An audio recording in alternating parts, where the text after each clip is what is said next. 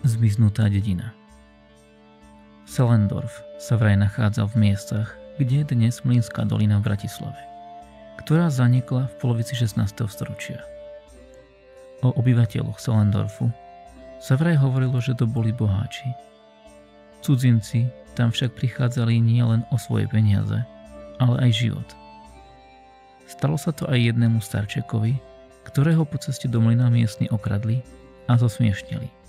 A on za to celý Sellendorf preklial, a to priamo na Vianoce.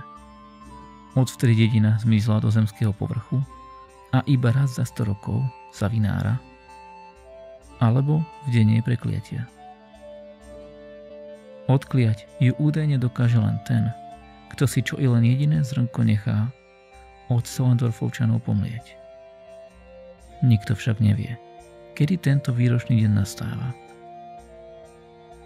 A preto, keď sa do Mlynskej doliny vyberiete, aspoň jedno zrnko vždy pre istotu vo vrecku majte. Ale pozor, od miestnych si nič neberte, lebo by ste museli v dedine duchov už navždy zostať. Z bývalej dediny sa do dnešného dňa zachoval iba schátraný kostol, ktorý stojí v Mlynskej doline.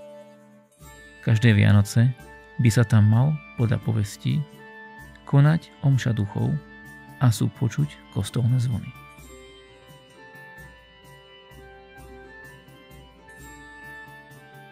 Vrch Satan. Vo Vysokých Tatrách existuje vrch s názvom Satan. Podľa jednej legendy je v jeho okolí ukrytý poklad. Ukryl ho tam poľský král, keď utekal z krajiny. Dvaja bratia sa ho rozhodli nájsť.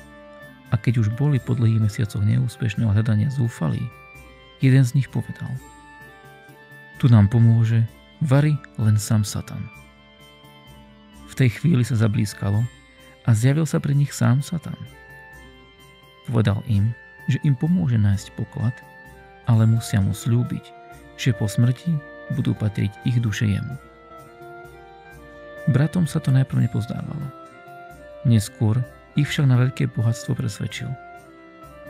Prikázali dobre sa vyspať a najesť a na druhý deň prísť na dohodnuté miesto. Satan ich potom zapriahol do pluhu a povedal, že poklad je tam a oni ho musia vyorať. Bratom nezostalo nič iné, ako začať orať, až kým nevyorali jamu, ktorá sa neskôr naplnila vodou. A tak vzniklo Satanovo pleso a nad ním sa týči jeho vrch. Bratov však už nikdy nikto nevidel. Zvuky z podzemia. Jeden mládenec, istý Feder, si chcel zobrať Zuzku zo Zaškova za ženu. Tá ho však nechcela. Nakoniec ju rodina ale presvedčila a tak bola svadba dňa 12.12. Avšak v tento deň boli svadby zakázané. Feder sa vybral aj s hudobníkmi do Zuzkinej dediny. Feder vedel, že Zuzka si ho nechce vziať, tak povedal nasledujúcu vetu: A just budeš moja žena, aj kebyže sa prepadnem pod zem. Len ako túto vetu to povedal, hneď sa aj pod zem prepadol. A od tých čias sa z podzeme v okolí Zaškova v doby 12.12. ozýva hudba a zvuky, ktoré pripomínajú, ako by krčmár sudik guľal. Tiene Váhu. Starý hrad Strečno, známy aj ako Starhrad, bol postavený na vysokej skale v 14. storočí. Niekedy v tom čase žil gazda, ktorému zomrela manželka. Zostala mu po nej však dcéra Margita. Gazda sa počase oženil. Na panstve slúžil aj jeden mládenec, ktorý sa páčil nielen Margite, ale aj jej macoche. Tá však nezniesla, aby sa aj nevlastnej dcére páčil rovnaký muž ako jej.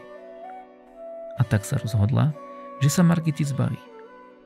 Macocha Margitu poverila, aby zaniesla príbuzným list. Ale netušila, že ide za ňou.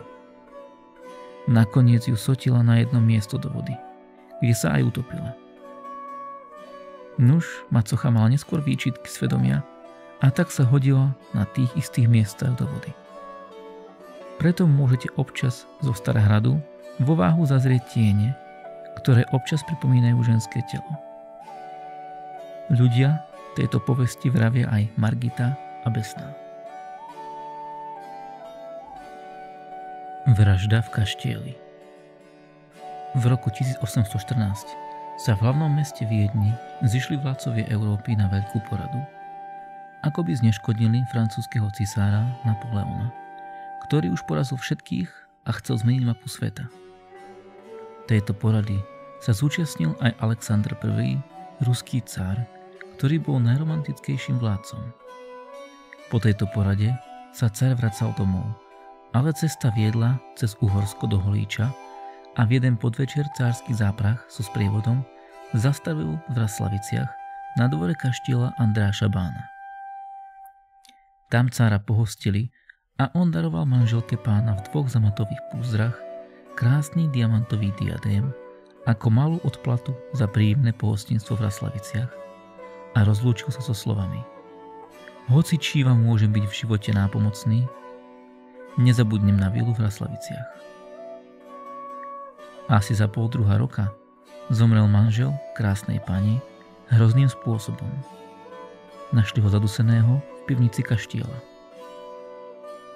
Časom sa rozhostili klebety, že ho vraj zabila sama pani. Súd vyniesol rozsudok smrti sťatím.